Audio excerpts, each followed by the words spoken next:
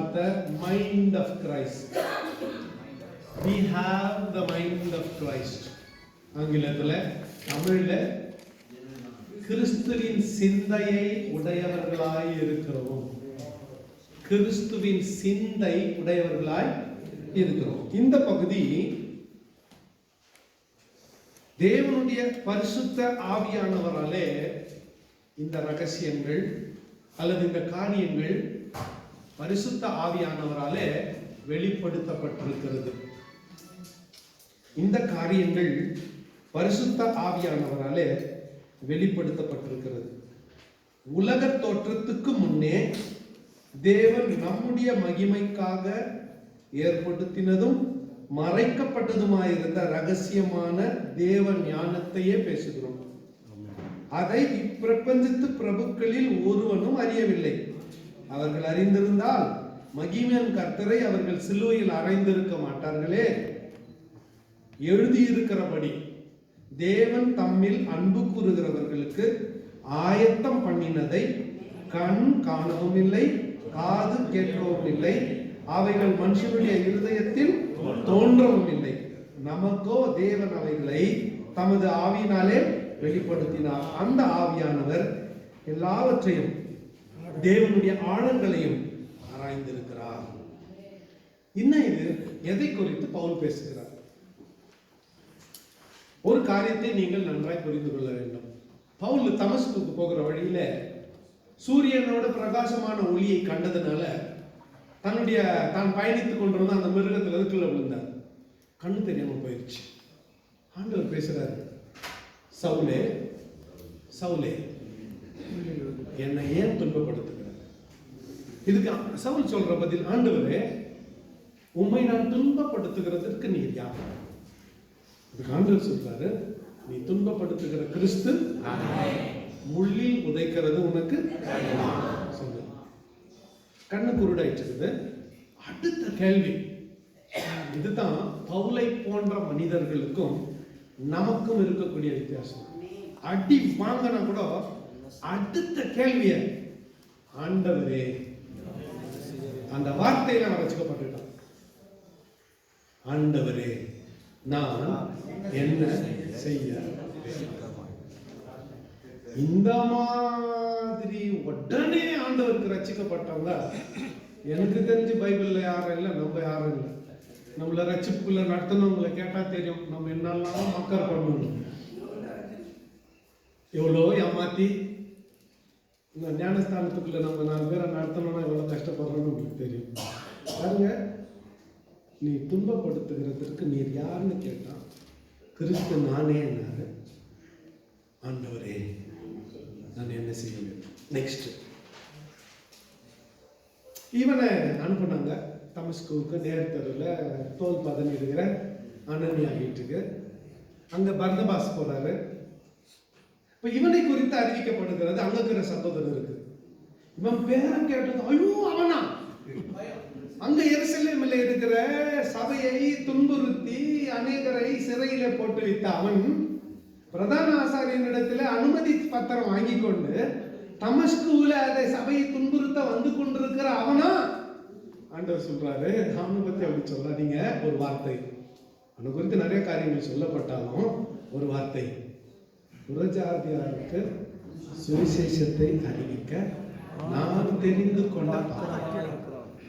இத பவுல் பெரிய மேன்மையா நினைச்சு அவர் நிருபங்கள் எழுதுறப்போ, நான் நினைக்கிறேன் கலாத்தியர்ல எபேசியர்லயும், நான் மற்ற அப்போஸ்தலர் மூலமாகவோ வேற ஒரு பிரசங்கியார் மூலமாகவோ கிறிஸ்துவை இரட்சகராக தெரிந்து கொள்ளவில்லை.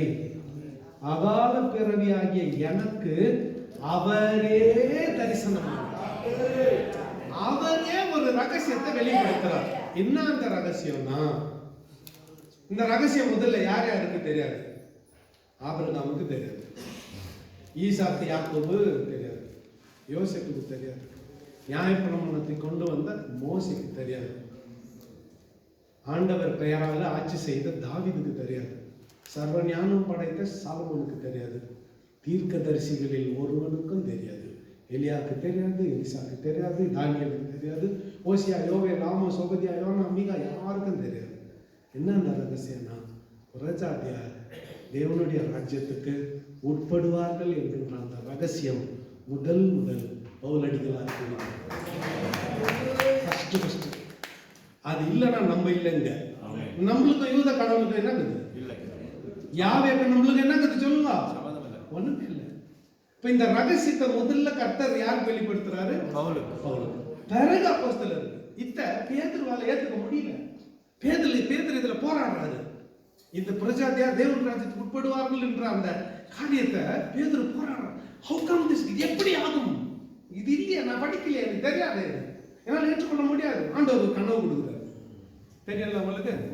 ஒரு மிருகத்தை அடிச்சு சாப்பிடுங்க சொல்றோம். நான் சாப்பிட்டேன் இதுவரையில நான் தீட்டுள்ளது ஒன்றை என்ன பண்ணதில்லை.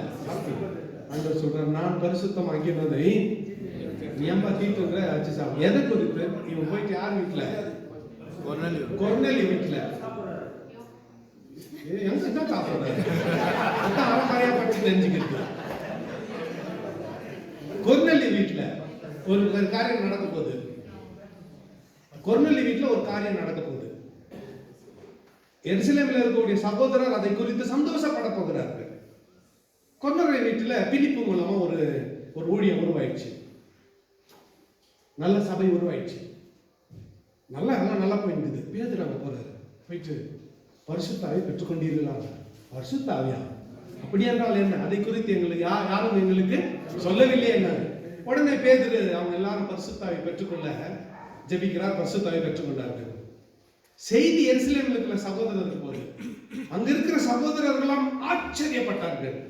என்ன, புறஜாதியும் பரிசுத்த ஆவியை பெற்றுக்கொண்டார்களா என்று சகோதரர் என்ன பண்ணாங்க? அப்படின்னா பேதுரு முதற்கொண்டு, இயேசுநாதர் கூட இந்த சீஷர்கள் முதற்கொண்டு அந்த காலத்தில் இருந்த ஒரு யூதனுக்கு கூட புறஜாதியார் தேவனுடைய ராஜ்யத்துக்கு உட்படுவார்கள் என்பது அவர்களுக்கு மறைக்கப்பட்ட விஷயம்.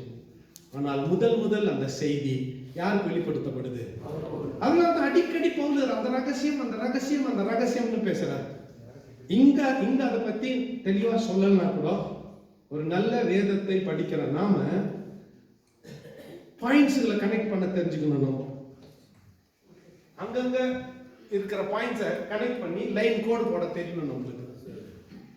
புரிஞ்சுச்சா? அப்பதான் நம்ம வேதத்தை சரியா கற்றறிந்து கொள்ள முடியும், மற்றவர்களுக்கு போதிக்கவும் முடியும். கொரிந்து சபையினுடைய பிரச்சனை என்ன? பெருமை. எனக்கு எல்லாம் தெரியும், எனக்கு யாரும் எதுவும் சொல்ல வேண்டியது இல்லைன்றது தான் கொரிந்து சபையினுடைய பிரச்சனை. இல்ல பார்த்து தானே 1 அதிகாரத்தில் பார்த்தோமா இல்லையா? ரைட். இங்க பவுல் இதைத்தான் ரகசியம் என்று சொல்லுங்க. என்ன? புறஜாதியார் தேவனுடைய ராஜ்யத்துக்கு உட்படுவார்கள் என்கின்ற அந்த ரகசியம். அது பாருங்க, நாங்களோ உலகத்தின் ஆவியை பெறாமல் தேவனால் எங்களுக்கு அருளப்பட்டவைகளை அறியும்படிக்கு தேவனிலிருந்து புறப்படுகிற ஆவியை பெற்றோம்.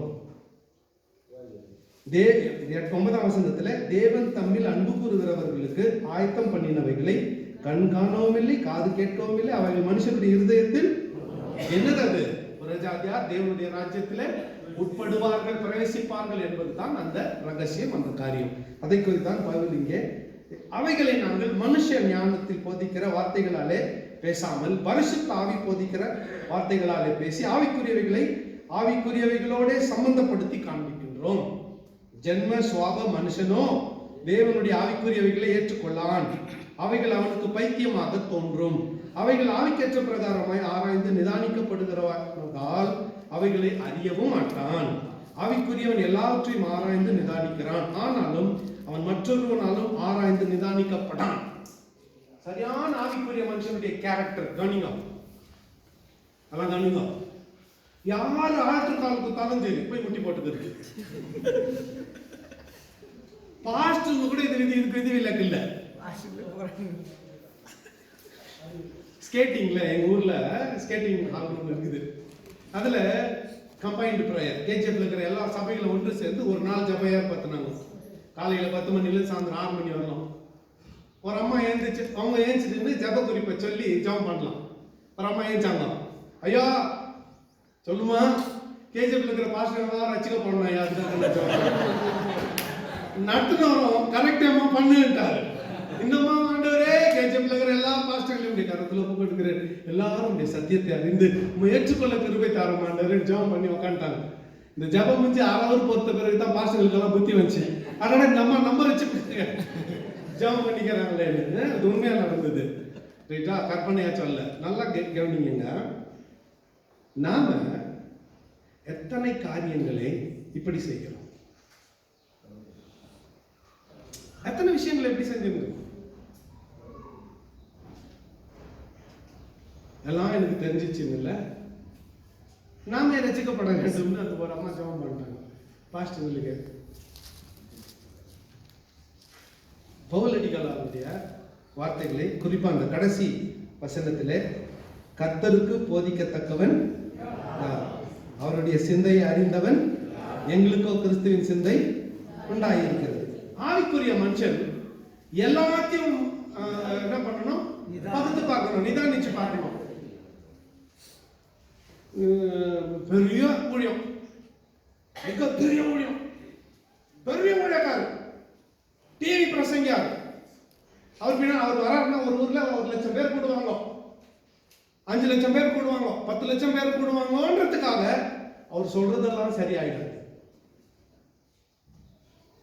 ஜனங்க வர்றாங்கன்றதுக்காக அவங்க சொல்றதெல்லாம் சரியாயிடாது. ஜனங்க வரலன்றதுக்காக சரியா சொல்றவங்கெல்லாம் தப்பு ஆயிடாது. கரெக்டா? ஆமா தானே? எப்படி? ஏன் இந்த விஷயம்? இன்னைக்கு மாஸ் பெரும் தலைவர்களை பின்னால போறதுக்குன்னு ஒரு கூட்டம் 2020 வருஷம் 31ஆம் தேதி ராத்திரி நம்ம எல்லா சர்ச்சிலையும் 2019 டிசம்பர் 31 ராத்திரி நம்ம எல்லா சர்ச்சிலையும் என்ன நடந்துச்சு? Watch night prayer, all night prayer. புது வருஷத்தை ஆண்டவருடைய சமூகத்துல ஆரம்பிச்சோம். எத்தனை பேர் ப்ராமிஸ் கொடுத்தோம் சர்ச்சுக்கு?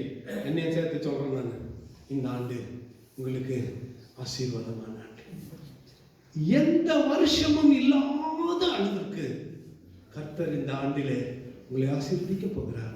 அல்லேலூயா, அல்லேலூயா. சுகத்தோடும் சகல செல்வ செழிப்போடும் இந்த ஆண்டு நான் உங்களை நடத்துவேன் என்று கர்த்தர் சொல்லுகிறார்.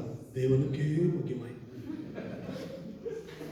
6000 பேர் கூடி இருக்கிற சபை, அல்லேலூயா, பிரைஸ் தி லார்ட் கை தட்டுறாங்க. நீங்க சும்மா உட்கார்ந்துக்கிறீங்க. என்ன ஆச்சு?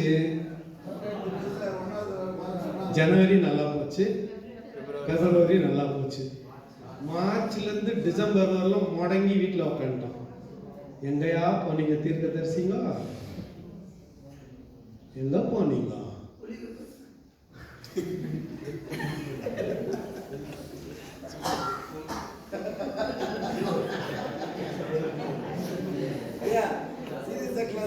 எங்க போனீங்க? நான் ஒருத்தருக்கு ஆண்டவர் வெளிப்படுத்தல. மெரினா பீச்ல நின்னுக்குன்னு லாஸ் ஏஞ்சலஸ்க்கு சொன்னீங்களே தீர்க்க தரிசனம், கொரோனாவை ஏன் சொல்ல? இந்த ஆண்டு 3 ஆண்டுகளின் பலனை கர்த்தர் உங்களுக்கு தருகிறார். அப்படியே ஜனம் மாதத்தோட கை தட்டி விசிலச்சு ஆரவாரத்தோட என்ன புதிய வருஷத்தின் செய்தி. எங்க சர்ச்சில் கூட எங்க ஆளுநர், ஆனா நான் கூட சொல்ல கொரோனா வரப்போகுதுன்னு. ஆனா பிரச்சனை என்ன, நான் தீர்க்க தரிசனம் சொல்றது இல்லை. அதனால இது என்ன நம்ம வசந்த மட்டும் சொல்றோம்.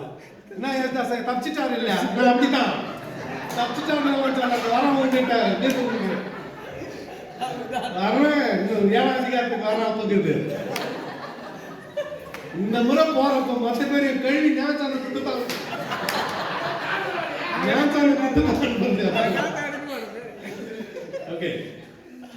எங்க போச்சு? எங்க போச்சு உங்க தீர்க்க தரிசனம்?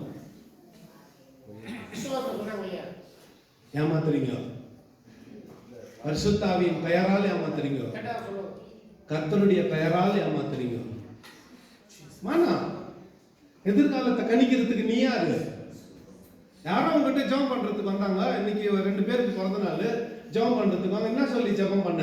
மகளே கர்த்தர் கேட்கிறார், அபரி விதமாய் வந்து இறங்கு கடந்து அப்படியெல்லாம் பண்ணல. நான் அன்புள்ள ஆண்டவரே, அந்த சகோதரி ஆசீர்வதியும், சகோதரன் ஆசீர்வதியும், வருஷத்தை நீர் நன்மையால் முடி சுட்டுகிறவர், பாதைகள் நெய்யாய் பொழிகிறது. இந்த ஆண்டு இன்னும் உங்களுக்கு கனி தருகிற வாழ்க்கை தாரும், நல்ல சுகத்தை தாரும், பலத்தை தாரும், ஆரோக்கியத்தை தாரும், ஆசீர்வாதத்தை தாரும், குடும்பத்தை ஆசீர்வதியும், நன்மை நாள் நிரப்பும். இயேசு நாமத்தில் பிதாவே. அஞ்சிச்சு அங்க வந்து வெளிப்பாடு தேவையில்லை. ஒரு ஷேட் அப்படியே குலுக்கி எனக்கு அதெல்லாம் ஏமாத்து வேலை. இப்படி பண்ணி 2 கவர் வாங்கி பாக்கெட்ல போட்டோம் பாரு. இப்ப சம்பாதிச்சது நான் தேவையில்லை.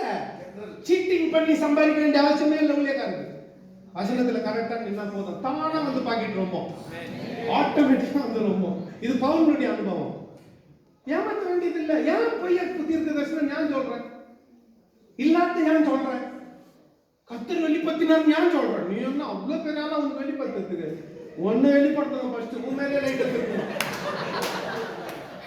ஃபர்ஸ்ட் கத்தர் உனக்கு வெளிப்படுத்துறாருன்னா ஃபர்ஸ்ட் உன்னை பத்தி வெளிப்படுத்தணும். நீ என்னென்ன வேலையை பண்ணிக்கிறன்றத உனக்கு வெளிப்படுத்தணும். அப்புறமா தான் எனக்கு லைட். இப்ப என்ன பாக்குறீங்களா? இது இங்க கொஞ்சம் கருப்பா தெரிஞ்சு தானே. ஏன்னா இந்த லைட் யார் மேல இருக்குது? இப்பயே உங்க மூஞ்சிக்கு திருப்பினா தான் தெரியும். ஒருத்தருக்கு கதையும் இந்த பக்கம் திருப்பினா தான் தெரியும். ஏன் ஆண்டவருடைய பெயரால போய், ஏன் ஆண்டவருடைய பெயரால ஏமாத்த வேலை? அதை விட்டு தயவு செஞ்சு வசனம் என்ன சொல்லிட்டு அதை சொல்லிட்டு போங்க. இது வேற வசனம் நம்புறீங்களா? இது கர்த்தருடைய வார்த்தை நம்புறீங்களா? இது ஜீவன் உள்ளது நம்புறீங்களா?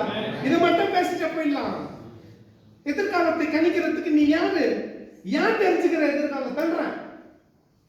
இன்னைக்கு வாழ்க்கையை சந்தோஷமா வாழ்ந்துருப்போ. காலையில் இட்லி கொடுத்தாங்களா, பொங்கல் கொடுத்தாங்களா, சோத்திரம். மத்தியானம் ஏதோ இருக்குது. நாளைக்கு என்ன இன்னைக்கு அங்கே கேட்கிற? நாளைக்கு மீன் குழம்பு அப்புறம் பார்த்துக்கலாம். நாளைக்கு நான் இன்னைக்கு அங்கே கேட்கிறேன், அது பிரியாணி அப்புறம் பார்த்துக்கலாம். இன்னைக்கு கீ ரைஸ் சாப்பிடுவோம். நாளை குறித்தும் நாளை மறுநாளை குறித்தும் இன்னைக்கு என்ன கவலை? ஜபத்திலே ஆண்டவர் சொல்லி கொடுத்தார். அவருடைய ஜபத்திலே அன்றன்றுள்ள ஆகாரத்தை நம்மளுக்கு ஆண்டவரே அடுத்த 10 ஆண்டுகளில் எனக்கு என்ன நடக்க போகிறது? ஆண்டவர் மூலமா சொல்றாரு, நாளைக்கு என் கூட பரதேசியில் இருப்பேன்.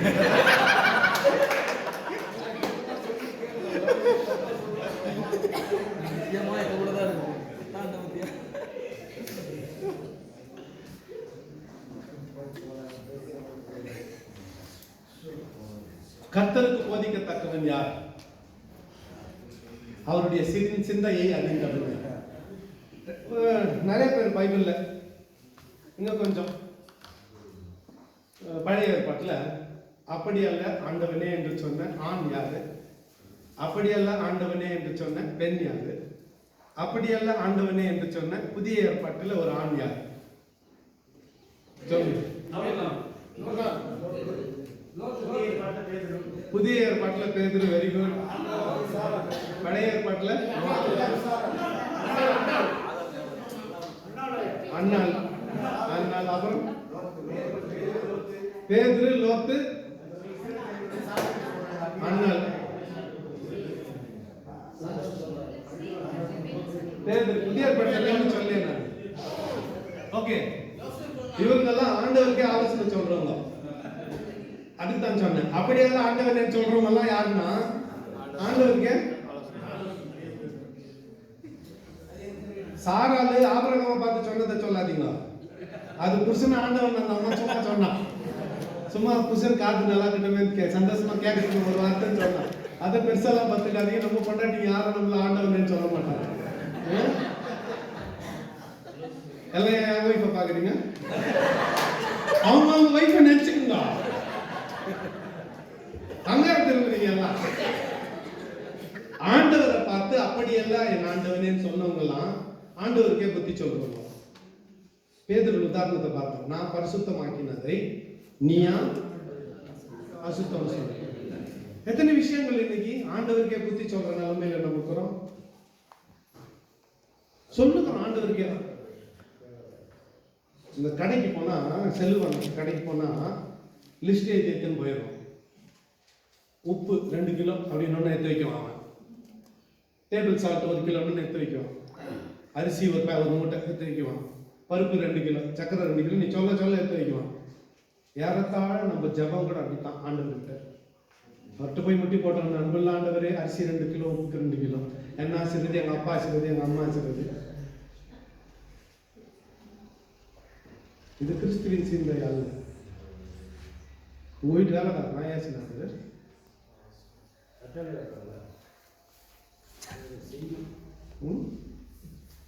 எத்தனை முறை அவர் அப்படி ட்ரீட் பண்ணிக்கிறோம் நம்ம?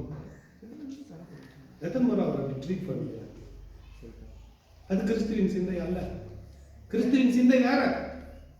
Beyond your thinking. நீ சிந்திப்பதற்கும் மேலானது கிறிஸ்துவின் சிந்தை. நம்ம பார்வை எல்லாம் கீழே தான். நம்ம ஜெபம் எல்லாம் பாருங்க, ஆண்டவரே என்னை ஆசீர்வதித்து. இதுல வேற பைபிள்ல இருக்கிற சூப்பரான சில ஜெபங்களை யாபேஸ் எப்படி ஜெபித்தான். ஆண்டவரே என்னை ஆசீர்வதித்து என் எல்லையை விரிவாக்கி. எப்ப ஒரு முறை துக்கமா இருக்கிறப்ப பிரச்சனையா இருக்கிறப்ப அந்த ஜெபம் தேவைத்தான். வாயை திறந்தா என்ன ஆசீர்வதி ஆசீர்வதி ஆசீர்வதி ஆசீர்வதி. இல்லைன்னா சில்ல பருப்பு இல்லை, எண்ணெய் இல்லை, சோப்பு இல்லை, மிளகா இல்லை. வாயை திறந்தா இல்ல இல்ல இல்ல இல்ல இல்ல. அப்ப போன மாசம் எப்படி சாப்பிட்ட சொல்லுங்க? போன மாசம் கொரோனா வந்தப்ப எப்படி சாப்பிட்ட? வாயத்திர இல்லையா இல்ல. எப்படி வச்சப்ப சோறு உங்க வீட்டுக்கு? அவர் புத்தர் தானே. அப்ப இல்ல நீ அடுத்த மாசம் சொல்ற. போன மாசம் கொடுத்தீர் உமக்கு சோத்திரம், இந்த மாசம் கொடுப்பீர் உமக்கு சோத்திரம். வழி நடத்த ஆண்டவரே ஜெபம் பண்ண கத்துக்கணும். உடைய கிருபைக்காக நன்றி, உடைய இரக்கத்துக்காக நன்றி, உடைய தயவுக்காக நன்றி, உடைய காரியத்துக்காக நன்றி, உடைய போஷிப்புக்காக நன்றி, நீ கொடுத்த சுகத்துக்காக நன்றி. கொரோனா ஆரம்பமாச்சு, ஜெபம் பண்ண ஆண்டவரே எங்க சபையில ஒண்ணுக்கு கூட அது வரக்கூடாதுன்னு ஜெபம் பண்ண. இன்னைக்கு எல்லாம் காப்பாத்திக்கிறாரு. கொரோனால ஒண்ணு கூட போல, எல்லாம் வயசா அந்த அளவுக்கு இது கர்த்தர் வச்சுக்கிறார் காப்பாத்தி. சோத்திரம். என்ன சொல்றேன், நம்ம வாயின் அறிக்கைய கர்த்தர் என்ன பண்றாரு? கனம் பண்றாரு. அப்போ வேலைக்காரன மாதிரி அவரை ட்ரீட் பண்ணக்கூடாது. கிறிஸ்துவின் சிந்தை உடையவர்கள. கிறிஸ்துவின் சிந்தை எப்படிப்பட்டது? உலகம் முழுவதையும் நீ ஆதாயப்படுத்தினாலும் ஆத்மாவை நஷ்டப்படுத்தினா உனக்கு அதுல வீட்டை கட்டி, கோபுரத்தை கட்டி, காரை வாங்கி, பங்களா வாங்கி எல்லாம் பண்ணி ஆத்மாவை நஷ்டப்படுத்தினா அதுல என்ன? அது அன்று சொன்னார். இவைகள் எல்லாம் என்னன்னா எதெல்லாம் எதெல்லாம் இன்னொரு முறை அந்த போன் அடிச்சுன்னா மெய்யா பிடிங்கி நான் டாய்லெட்ல போட்டுருக்கேன். யாருக்கு பாருவது? எத்தனை முறை சொன்னா கூட சைலண்ட் பண்ண.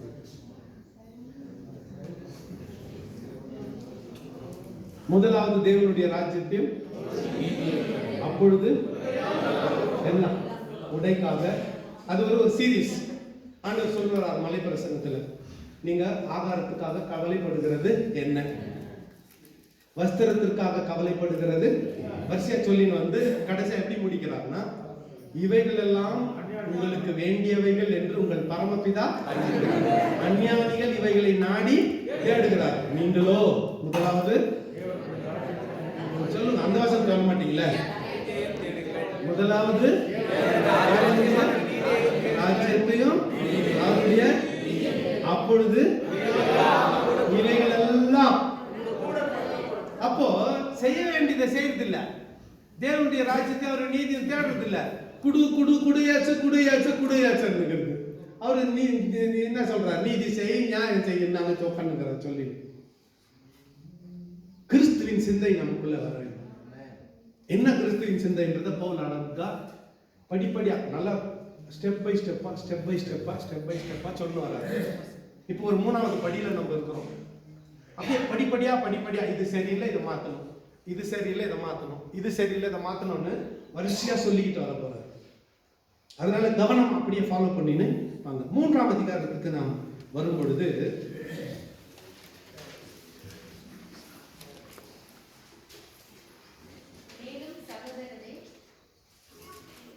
ஒரு 4 வசனம் படிங்க.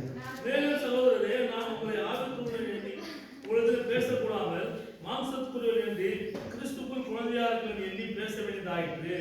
நீங்கள் பலனற்றவர்களால் உங்களுக்கு போஜனம் கூடாமல் நீங்கள் பலன் இல்லாதவர்களானதால் உங்களுக்கு போஜனத்துக்கு கூடாமல் பாலை குடிக்க கொடுத்தேன்.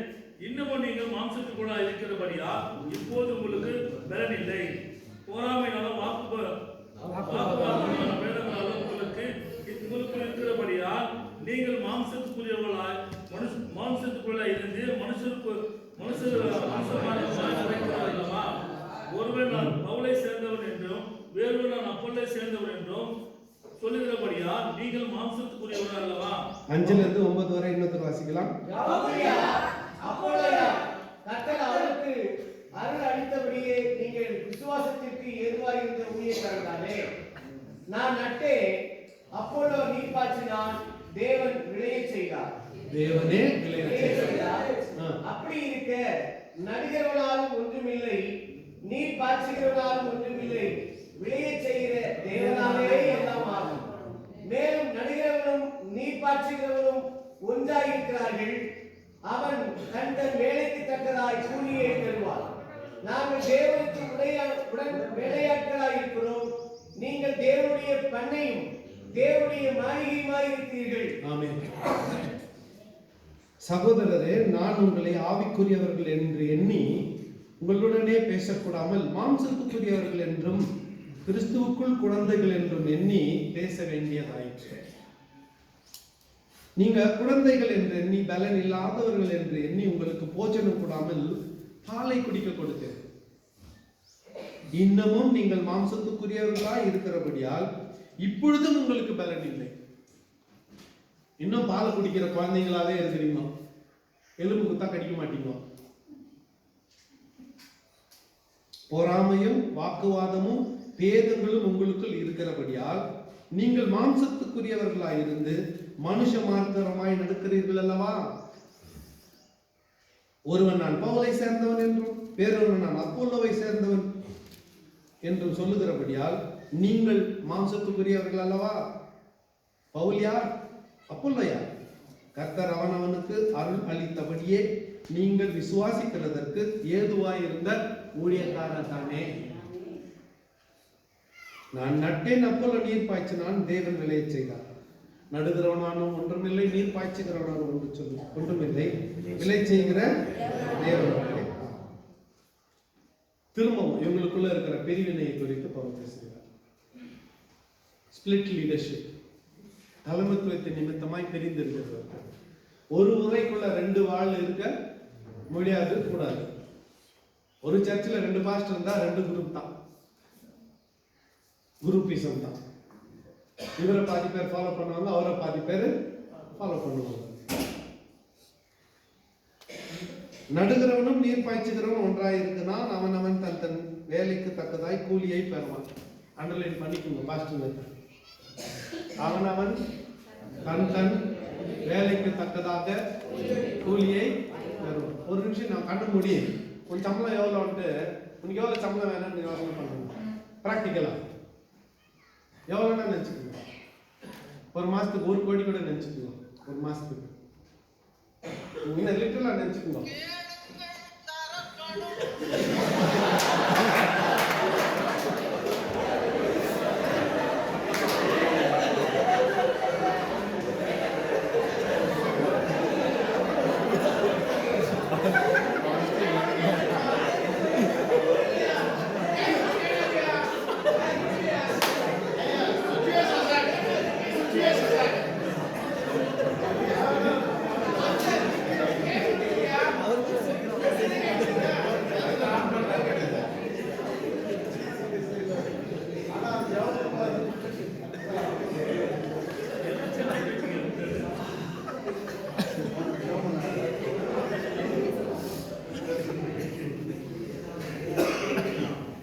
ஓகே, ஒரு மாதம் ஒரு 10,000 ரூபாய் சம்பளம், 15,000, 20,000, 25,000, 30,000, 50,000, 1 லட்சம் நினச்சிக்கிறீங்க.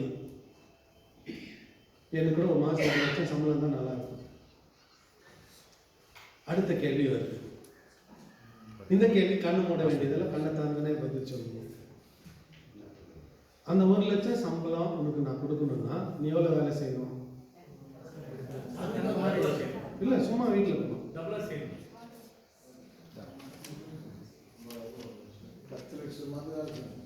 போய் வெளி உலகத்தில் 1 லட்சம் சம்பாதிக்கிறவன் எவ்வளோ கஷ்டப்படுறானோ அவ்வளோ கஷ்டப்பட்டுட்டு நீ ஆண்டவர்கிட்ட எவ்வளோ சம்பளம் கேட்கலாம் சொல்லுங்க? 1 லட்சம் கேட்கலாம். உனக்கு தார்மீக உரிமை இருக்குது. நீ படுக்கையில் நேர்ச்சி வர்றதே 12 மணிக்கு.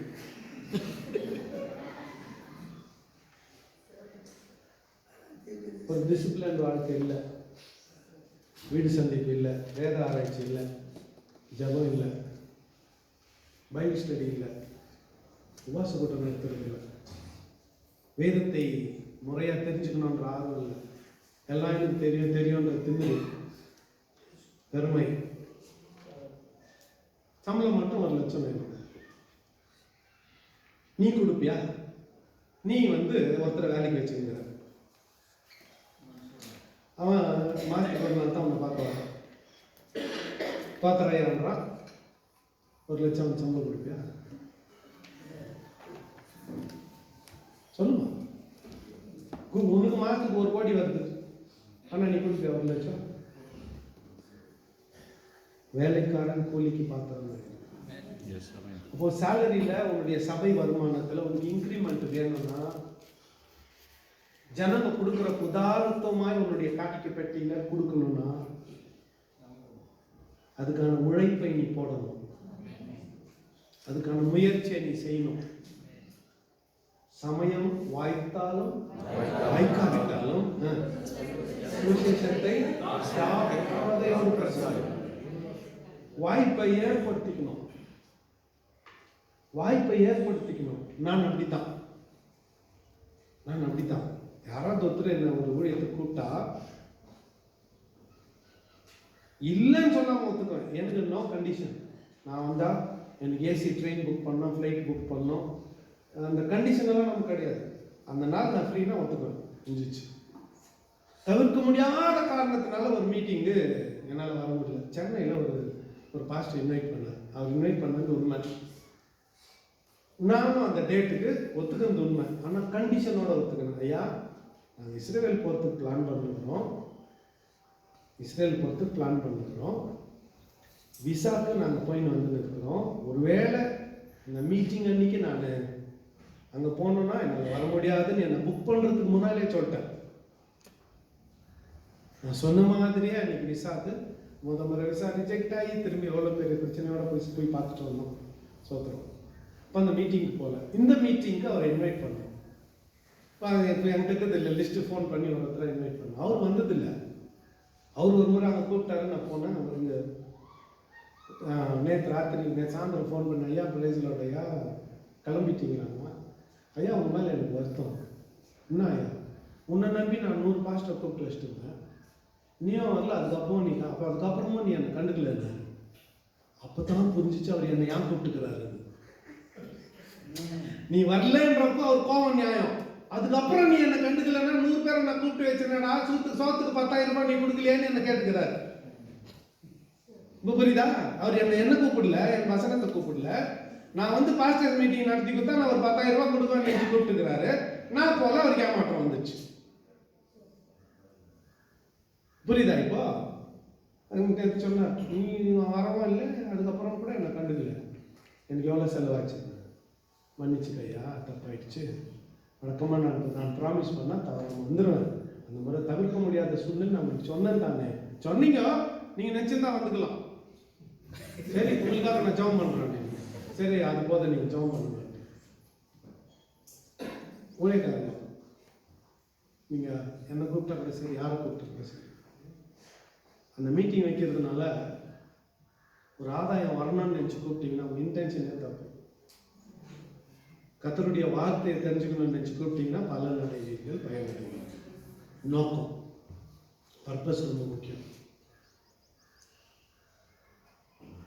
நான் நிறைய நண்பர்கள் இந்த மேடையில் கூட பேசியிருக்கிறாங்க. வெளிநாட்டுக்காரோட தான் வழக்கமாக நான் ஒவ்வொரு கோர்ஸையும் நடத்துவேன். இந்த முறை ஏன் வெளிநாட்டிலேருந்து யாரும் வரலையான்னு ஒருத்தர் கேட்டார். எங்கள் ஐயா வெளிநாட்டிலேருந்து யாரும் வரல. நான் கேட்டேன், இன்னும் உங்ககிட்ட எப்படி தான் படிக்கிறது? வெளிநாட்டுக்கார் யாருன்னா வந்தா நீயே பேச ஐயா, அவங்க பேசினா ஒன்றும் புரியல, தூக்கம் தான் வருதுன்றீங்க. சரி, அவங்க வாங்க நம்மளே பேசலாம்னு அவங்க ஏன் வரலன்னு கேட்குறீங்க. உங்ககிட்ட நான் எப்படி தான் பாடி எடுக்கிறது சொல்லுங்க? உங்களெல்லாம் பிடிச்ச ஆண்டவர் ஏன் தலையில கட்டிட்டு எப்படிதான் நான் படிக்கிறது சொல்லுங்க?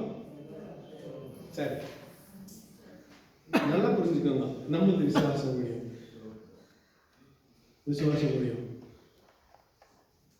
ஆளை காமிச்சு போட்டோ பிடிச்சி உங்களை காமிச்சு பணம் சம்பாதிக்கிற சூழ்நிலையில நான் இல்லை. என் நண்பர்களெல்லாம் என்னோட 20 வருஷம் 15 வருஷம் 10 வருஷம் பழகணுங்க. நான் ரிப்போர்ட் அனுப்புனா தான் எனக்கு பணம் அனுப்புற ஸ்திதியில யாருக்கிட்டே நான் இல்லை. நான் அந்த ஸ்திதியில இங்க நடக்கிறத ஒரு லிஸ்ட் இருக்குது, அந்த லிஸ்ட் பிரகாரம் உங்களுக்கு அனுப்பிச்சு வைக்கிறேன், அவ்வளவுதான்.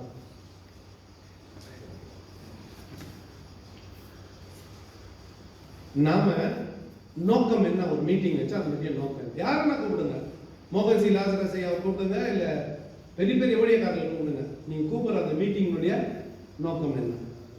4 ஆத்துமாக்கள் ரட்சிக்கப்படுவார்கள், 4 விசுவாசிகள் பரிசுத்தத்தை அடைவார்கள், எழுப்புதலை அடைவார்கள்னா அதை அவங்களால கொடுக்க முடியும்னு சொன்னா ப்ளீஸ் கூப்பிடுங்க.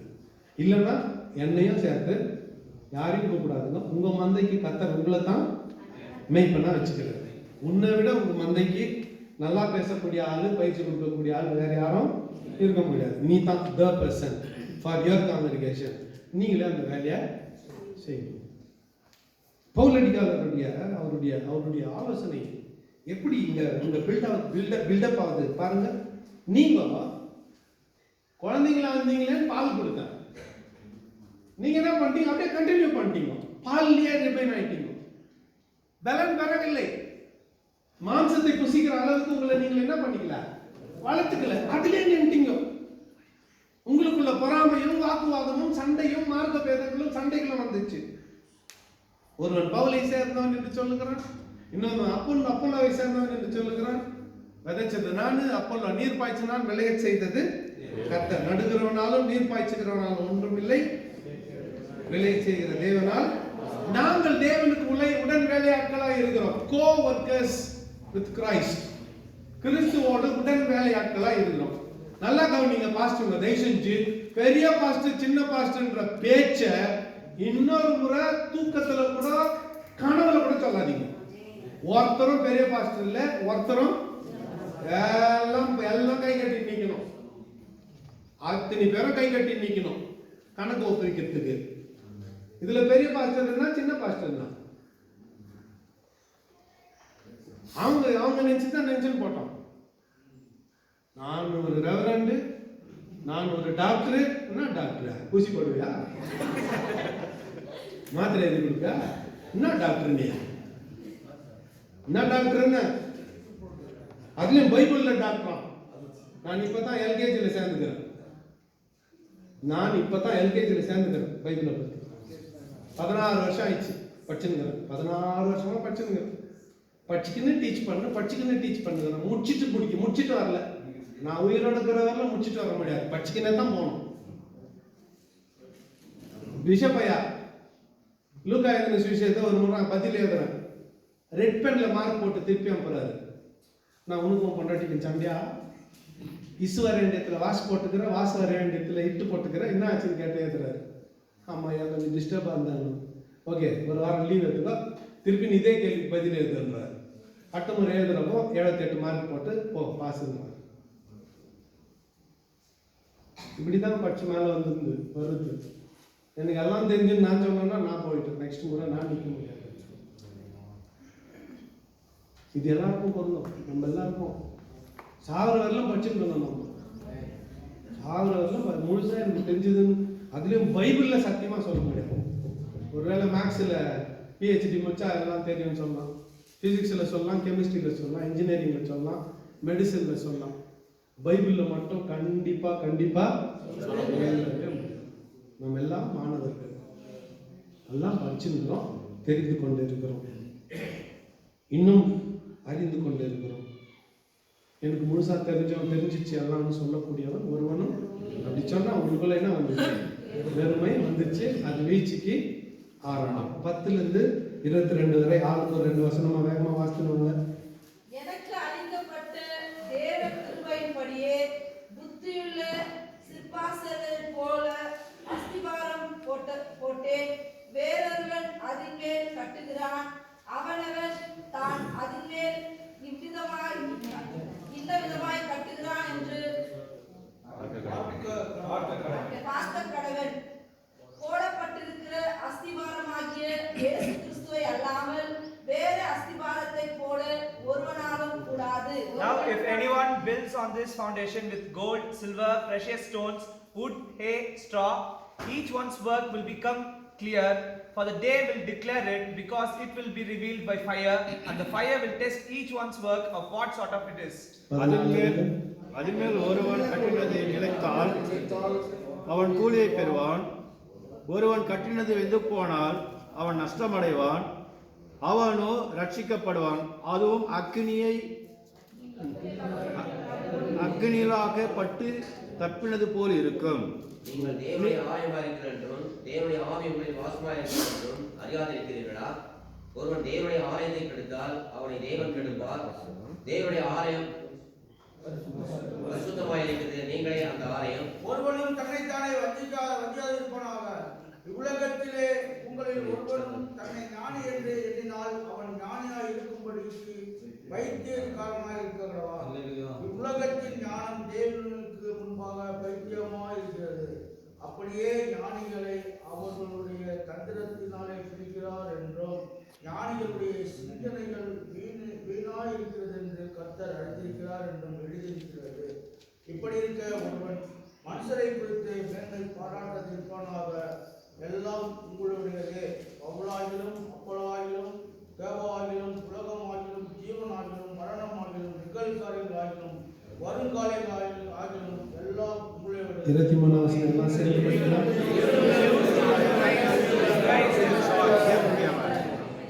பவுலுக்கு தான் தெரியும் இந்த திறமை. எல்லாத்தையும் சொல்லிட்டு நீங்கள் கிறிஸ்துவினுடையவர்கள், கிறிஸ்து பரமாத்மா, ஆத்மா பரமாத்மா. எங்க உபதேசம் இது? எங்க உபதேசம் சொல்லுங்க. இந்துக்களுடைய உபதேசம். வாழ்க வளமுடன் நாம சொல்லுவாங்க. கடைசியா இந்த ஆத்மா எங்க போய் சங்கமம் ஆயிடுமா? பரமாத்மால போய் சங்கமம் ஆயிடுமா? இங்க பாருங்க என்ன சொல்றாரு, நீங்கள் கிறிஸ்து எல்லாம் உள்ளடக்கம், எல்லாம் உள்ளடக்கம். இந்த மாதிரி ஏன் இதை சொன்னாரு? இதை சொன்னா தான் அவங்களுக்கு விளங்கும். யாருக்கு விளங்கும்? விக்கிரக ஆராதனையிலே வல்லுநர்களாகிய பொருந்து சபைக்கு விளங்கும். அவங்க தான் 6 பெரிய கோயில், 26 புண்ணிய தலங்கள், 8 நீராடல் ஸ்தலங்கள் எல்லாம் வச்சு நல்லா ஜபர்தஸ்தா வாழ்ந்தவங்களுக்கு விக்கிரக ஆராதனையில அவங்க விளங்கணும்னா அவங்க பாஷையில பேசணும்.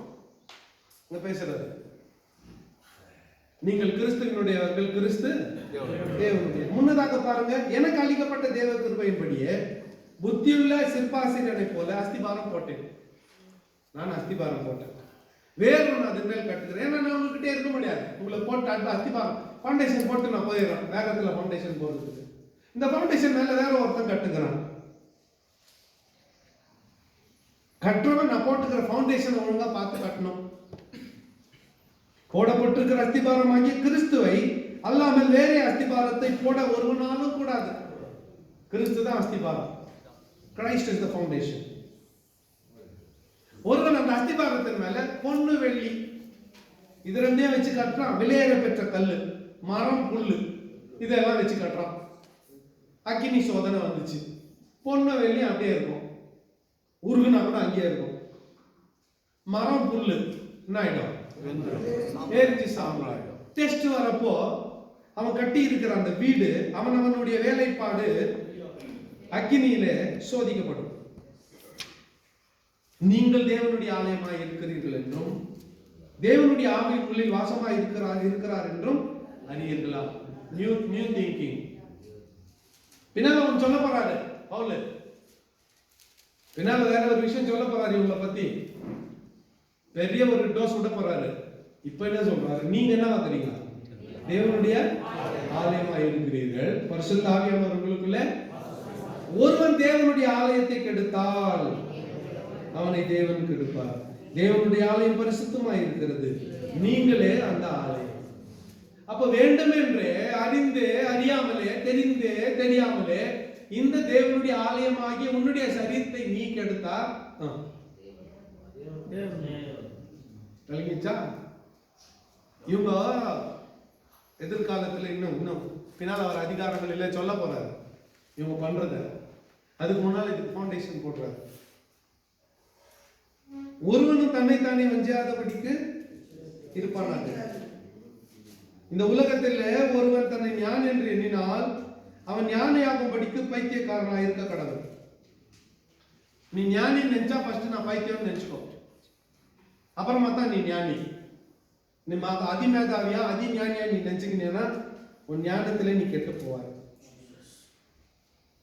உலகத்தின் ஞானம் தேவனுக்கு முன்பாக பைத்தியமாயிருக்கிறது, ஞானியுடைய சிந்தனைகளே வீணாயிருக்கிறது என்று கர்த்தர் அறிந்திருக்கிறார் என்று எழுதியிருக்கிறது. ஒருவனும் மனுஷரை குறித்து மேன்மை பாராட்டாது இருப்பானாக. பவுல், அப்பல்லோ, கேபா, உலகம், ஜீவன், மரணம், நிகழ்காலங்கள், வருங்காலங்கள் எல்லாம் உங்களுடையது. உங்ககிட்ட இருந்து யாரும் அதை பிடிக்க கொள்ள முடியாது. Your future is in your hand. அதான் நான் சொல்றேன். உன் எதிர்காலம் உன் கையில். உன்னிடத்துல இருந்து யாரும் அதை பிடிக்க கொள்ள முடியாது. நீங்கள் கிறிஸ்துவினுடையவர்கள், கிறிஸ்து தேவனுடையவர்.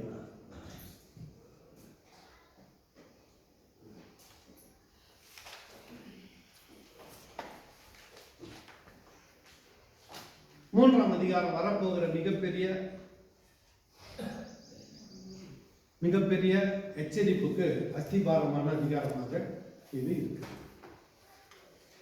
இங்க ஒரு கருத்தை நான் சொல்ல வேண்டும்.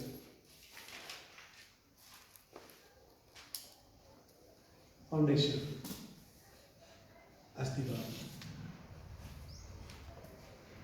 நாம நிலையான கட்டிடமானா எந்த அஸ்திபாரத்தின் மேல் நிற்கிறோம்? Where do we stand? கிறிஸ்து எண்ணப்பட்டவர் என்பவருடைய அஸ்திபாரத்தின் மேல் நம்முடைய வீடு, நம்முடைய குடும்பம், நம்முடைய வாழ்க்கை, நம்முடைய ஊழியம் கட்டப்பட்டிருக்குமானால் அது முடிவு பரியந்தம் நிலை நிற்கும். வேற வைக்கோல், புல்லு, மரம், புல் போன்ற பொருட்களின் மீது அஸ்திபாரம் போடப்பட்டிருக்கு. அக்கினி வரும் பொழுது இந்த மரமும் புல்லும் எரிந்து சாம்பலாய் போய்விடும். பொன்னு, வெள்ளி, விலையேற பெற்ற கற்கள் வானத்துக்குரியவைகள், பரலோகத்துக்குரியவைகள். மரம், புல்லு பூமிக்குரியவைகள். இது மாற்றி சொல்லணும்னா பொன்னும் வெள்ளியும் விலையேற பெற்ற கற்களும் ஆவிக்குரியவைகள், மரமும் புல்லும் மாம்சத்துக்குரியவைகள். மாம்சத்துக்குரியவைகளின் மீது நாம் அஸ்திவாரம் போட்டு நம்முடைய வீட்டை கட்டுவோம். ஆகில் அந்த வீடு நிலைத்திருக்காது. அக்கினி வந்ததும் அது எரிந்து சாம்பலாய் போய்விடும். பொன், வெள்ளி போன்ற விலையேற பெற்ற பொருட்களின் மீது அஸ்திபாரமாய் நம்முடைய வீட்டை கட்டுவோமாகில், கட்டிடத்தை கட்டுவோமாகில், நெருப்புக்கே அது தாங்கிட்டோம்னா வேற எந்த பிரச்சனைக்கும் அது தாங்கிடும். அக்கினியையே அது மேற்கொள்ளுமானால் எல்லாவற்றையும் அது மேற்கொள்ளும். அநித்தியமான உலக பொருட்களின் மீது நம்முடைய ஊழியத்தை கட்டக்கூடாது. பாஸ்டர்களுக்கு நான் ஒரு ரகசியத்தை சொல்றேன். நமக்கு தேவை, நிறைய தேவைகள் இருக்கிறது. வீடு தேவை, நல்ல வாகனங்கள் தேவை. நம்ம வீட்டுக்குள்ள வேண்டிய எல்லா வஸ்துக்கள், பொருட்கள் தேவை.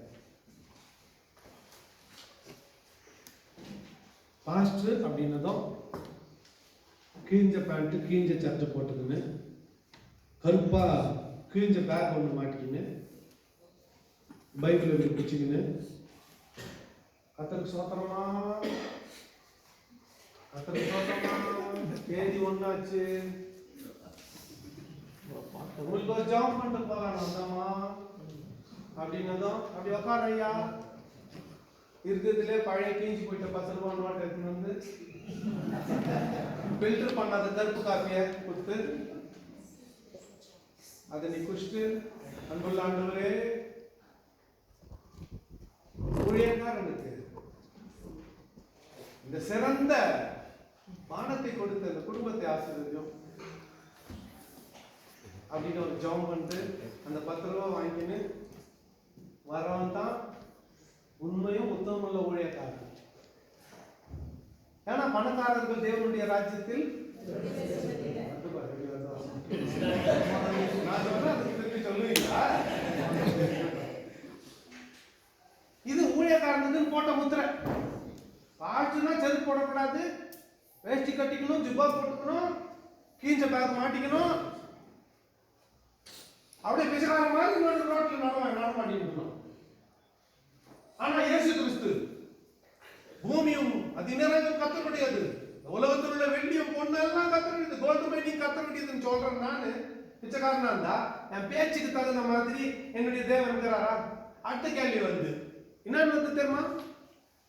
நெக்ஸ்ட் கொஸ்டின் வருது, நீ சொல்ற ஆண்டவர் ஒன்று ஆசீர்வதிக்கிறதுனா நீ ஏன்டா பிச்சை எடுத்துக்கிறான்னு கேட்போம். அப்ப எனக்கும் அந்த மெட்டர்னிட்டி ஹாஸ்பிட்டல் எடுத்துருக்க பண்ணி போய் போட்டு உட்காந்து இந்த சாஸ்திரக்காரனுக்கு ஒரு வித்தியாசமும் இல்லை. ஆண்டவருடைய ஊழியக்காரன் தான். பிச்சைக்காரனாவே பிச்சை எடுத்துட்டு போயிடணுன்றது நம்ம தலைவிதி இல்லை. நல்ல ஞாபகத்தில் வச்சுக்கணும்.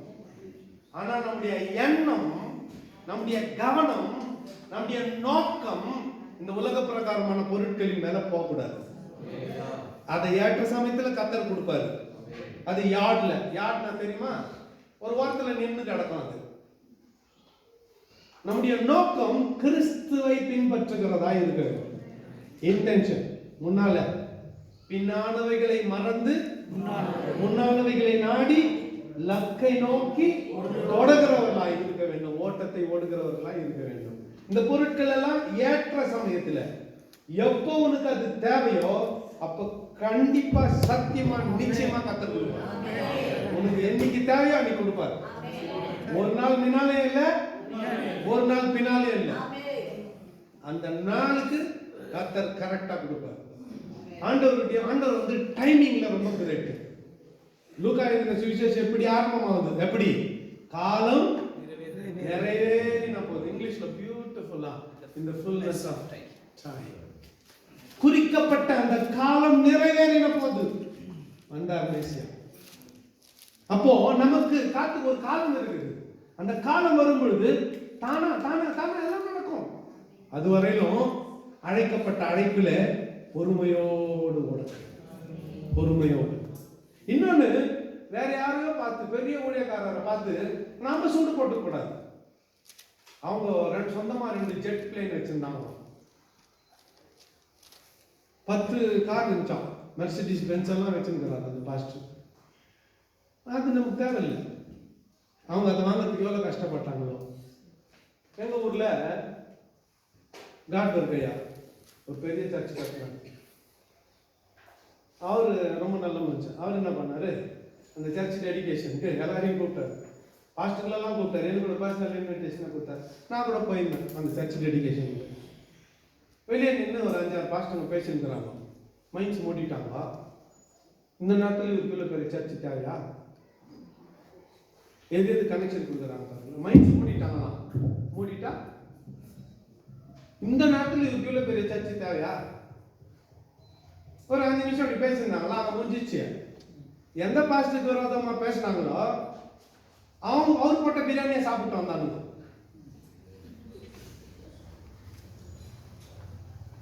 அது ஒரு நாள் ஊழியம் இல்லை. அவங்க அப்பா காலத்துல, இன்னைக்கு 60-70 ஆண்டுகள் ஊழியம். சுயநலம் கருதாம தெரு தெருவா அவங்க அப்பா அம்மா டிராக்ஸ் கொடுத்துன்னு பாட்டு பாடின்னு கட்டின ஊழியம் அது. ஆண்டவர் பார்த்தாரு, ஏற்ற சமயத்துல அவங்களை ஆசீர்வதிச்சாரு. அந்த சர்ச்சையில் இன்னும் பெரிய சர்ச்சை கூட கட்டணும் கத்தர் கொடுத்தாரு. அது அவங்களுடைய ஊழியத்துக்கு கத்தர் கொடுத்த அங்கீகாரம். நீ என்ன கத்த குறை சொல்லுங்கிற? நீ ஒழுங்கா செய்யாதனால தானே 2 அடிக்கு 3 அடியில் இருக்கிற. நீ ஒழுங்கா ஊழியம் பண்ணித்தான் உண்டு கூட அதோட பெரிய சர்ச்சை ஆயிருக்கும் இல்லையா? நீ ஆள் சரியில்லை, நீ யார் அவரை குறை சொல்லு? அவங்களுடைய ஊழியம், அவங்க ஜபம் என்னன்னு யாருக்கு தெரியும்? அவங்க ஆண்டவர்கிட்ட எப்படி முட்டி போட்டு எப்படி அழுது புலம்பியாத்த வாங்கினாங்களோ உனக்கு எப்படி தெரியும்? நீ பார்க்கறதெல்லாம் வெளியில இருக்கிறது தான். உள்ளுக்குள்ள அவங்க அந்த காரியத்துக்காக எவ்வளவு கஷ்டப்பட்டு இருப்பாங்க யாருக்கு தெரியும்? அவங்களுக்கு தானே தெரியும். உங்க சபை ஊழியத்தை கூட எடுத்துக்கணும், உங்க சர்ச்சை எடுத்துக்கணும், உங்க மினிஸ்ட்ரி விஷயத்துக்குங்க ஒரு ஆத்மாவை சபைக்குள்ள கொண்டு வர்றதுக்கு நீ எவ்வளவு கஷ்டப்படுற பிரயாசப்படுறன்னு உனக்கு தானே தெரியும். உன்னை குறித்து குற்றம் சொல்ல எனக்கு என்ன அதிகாரம் இருக்கு? எனக்கு என்ன அதிகாரம் இருக்கு? எனக்கு ஒரு அதிகாரமும் இல்லை. பெரிய ஊழியங்கள் கர்த்தர் கொடுத்தார். அவங்க உண்மையா உத்தமம் அதுல நடந்து போனா கர்த்தர் பார்த்துக்கிறார். அது அவங்களுக்கும் கர்த்தருக்குரிய வேலை. உன் ஊழியத்தை உனக்கு கர்த்தர் கொடுத்தார். நீ உண்மை உத்தமா செஞ்சுட்டு போனீங்கன்னா உன்னையும் சத்தியமா என்ன பண்ணுவாரு? ஏற்ற சமயத்துல அதுக்கு நீ பாத்திரவனா இருந்தால் உன்னுடைய ஆசீர்வாதம் எந்த மனுஷனாலும் தடைப்படுத்தப்பட முடியாது. அது குறித்த நாளத்துல கண்டிப்பா உன்னை வந்து சேரும். நீ உன்னை சரி பண்ணிக்கோ. மற்றவங்களுக்கு கொடுத்த குற்றப்படுத்துறதுக்கு உனக்கு என்ன இல்லை? அதிகாரம் இல்லை, உரிமை இல்லை. ஓகே, இங்க ஸ்டாப் பண்ணிடலாம். இதுவரைக்கும் படிச்சது இதுவரையிலும்